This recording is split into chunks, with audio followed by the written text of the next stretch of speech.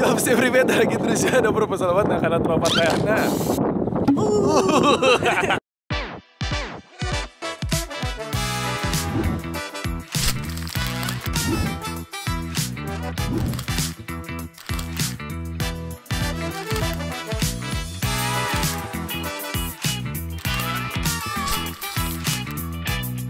Oke, kita bersama Dania, Daftar di Videlis. Hai semuanya. Hai semuanya, kita bersama Dania. Kemarin kita pernah bikin belajar bahasa Rusia. Ingat-ingat bahasa Rusia? Iya. Iya. Sekarang saya balik lagi ke Rusia bersama Dania dan pastinya bersama suaminya. Situ dulu dong, Pak. Situ dulu. Halo. Hai.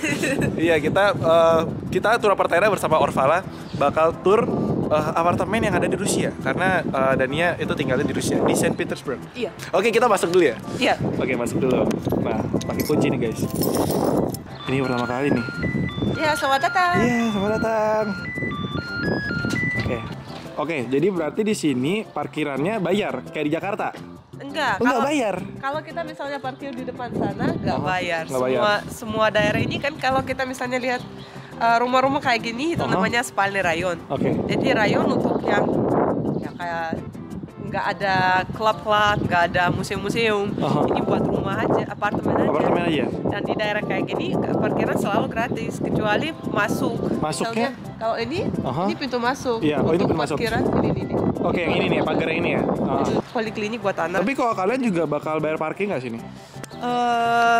Sebenarnya nggak begitu worth it karena kita biasanya kalau berangkat kita enakan Di luar? Di luar. Oke, kayak di luar. Lebih cepat ya? Kecuali musim dingin ya. Oh iya, bener juga ya, rempongnya Karena guys. ada saljunya. Musim dingin sini harus tutup pagar lagi.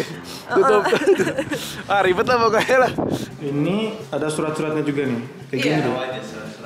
Oh, berarti misalnya kalau ada surat-surat kayak gini, ambilnya di sini. Ya harus punya kunci. Udah punya kunci kayak gini. Nah, masalahnya kan kalau saya tinggal di Jakarta dan itu tinggal di apartemen juga, sama-sama tinggal di apartemen. Iya. Nah, masalahnya di sini, misalnya di bagian sini itu ada lobby gitu, lobby misalnya, oh itu berarti gini, ada orang.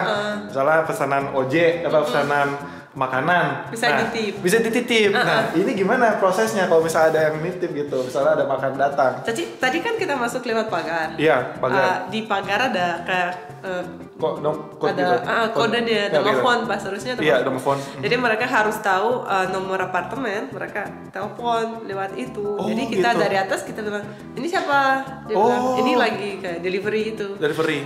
Jadi Terus masuknya ke atas langsung ke lantai. dia masuk ke sini, terus dia telepon di sini lagi. Terus di sini lagi, habis itu Terus habis itu dia naik ke atas. ke apartemen. Ke dan apartemen? Kita buka pintu, kita ambil. Oke. Buat beberapa orang, buat 2 orang. Wah, sebenarnya Ya, bye-bye. Bye-bye. Oke, bye-bye. Bye-bye, Ri. Rinya nggak nyampe, kayak gitu. Lantai berapa, Bang? Lantai 11. Lantai 11.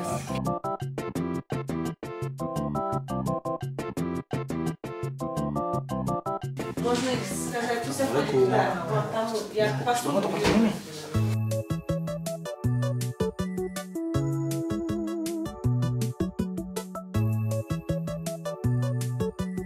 Kita akhirnya sudah masuk di apartemennya dan Ayo. bakal ke ruangan mana nih, Kak? Ya, kalau di sini ruang tidurnya biasa. Kalau di apartemen Rusia biasanya ada 2 karena kita suka juga ada tamu. Jadi harus ada ruang buat kita, terus ada tempat buat tamu. Oke. Karena orang Rusia suka di dapur Iya. sebenarnya, paling sering berkumpul di dapur. Tapi ruang tamu juga ada. Ada. Oke, jadi kita lanjut ke ruang tamu. Iya, betul. Ruang tamu. Ini juga bisa dijadikan tempat tidur. Sebenarnya ya kalau keluarga datang, kalau misalnya kita merayakan kayak tahun baru, yang stay untuk malam, ya di sini aja karena semua sofa bisa jadi kasur. Wah, bisa dipakai nggak? Gimana caranya tuh pakai sofanya? Kayak gini ditidurin gitu. Iya, ditarik terus dibuka. Nah, ini yang ditarik nih. Dan biasanya kalau di apartemen selalu ada balkon atau loggia. Boleh masuk? Bedanya boleh. Bedanya balkon itu kebuka. Jadi dingin. Tapi enakan loggia juga. Kita masuk. Loggia itu apa? Ini loggia. Oh, ini loggia. Ini loggia. Ya. Kalau loggia ini nggak dingin deh? Enggak. Lantainya malah hangat. Oh iya.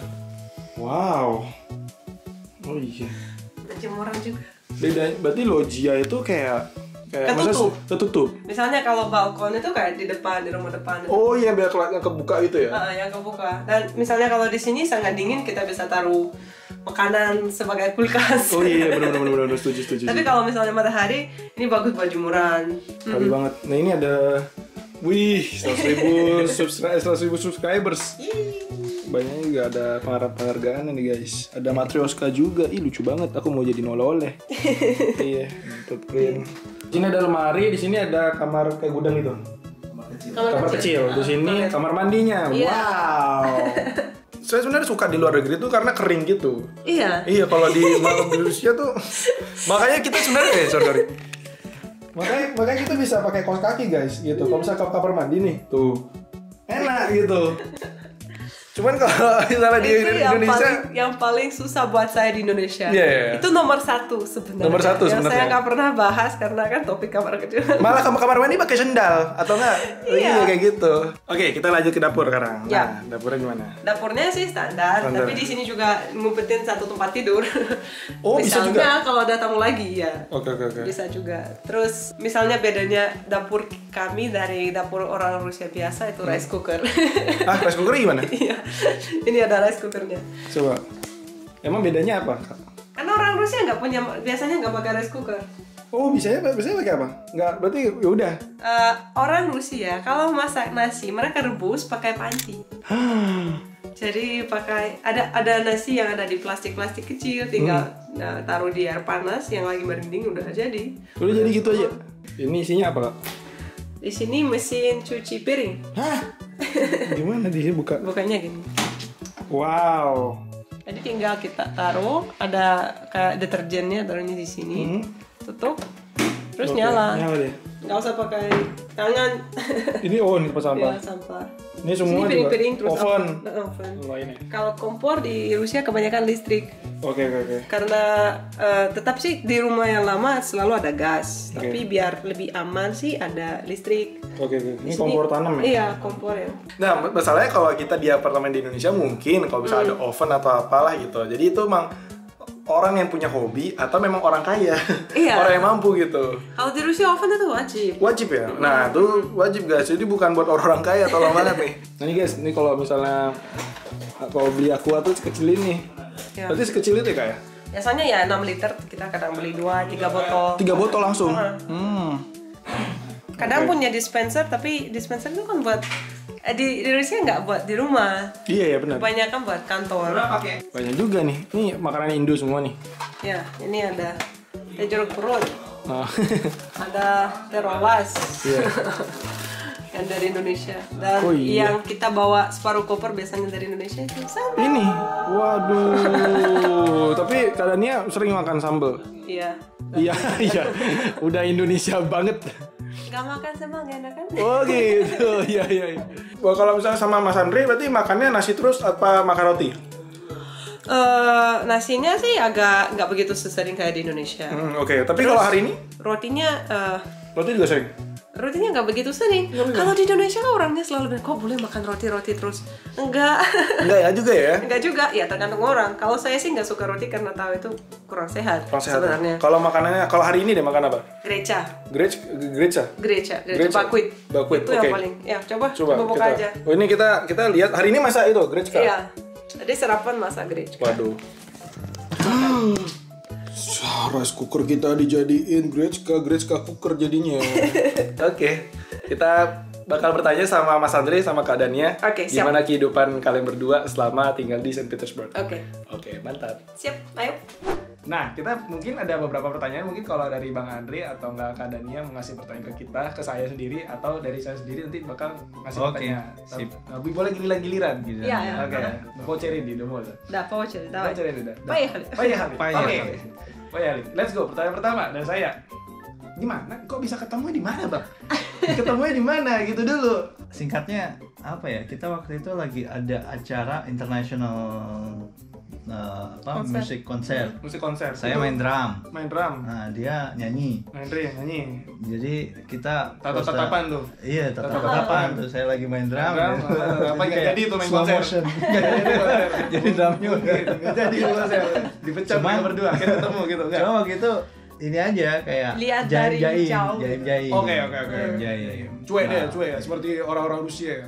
Gua yang cuek. Oh serius? Dia yang ngeliatin terus gitu. Serius Bang? Iya. Saya yang cuek. Jadi itu nggak Ya, acara maksudnya konser di konser kenalan, tapi setelah itu baru ketemu lebih di dekat acara maksudnya. lain. Nah itu bagi-bagi kontak tuh. Nah, ketemu di acara kedua bagi-bagi kontak. Kita masih, ya Kalau nama saya dulu kan- Dania, nama saya Andre, gua makan aja. gratis gitu. Sebenarnya nggak perlu bagi kontak. Oke. Harus tahu nama aja. Oh namanya dulu. Iya, Orang bisa harusnya cari bisa dikit. cari semua. Oh, dia yang cari. Jadi ya.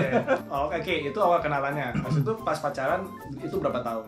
3 tahun. Enggak? Iya. 3 tahun lah ya. 3 tahun ya. 3 Terus tahun. langsung nikah dah tuh. Udah. Iya, 3 tahun saya mau lulus.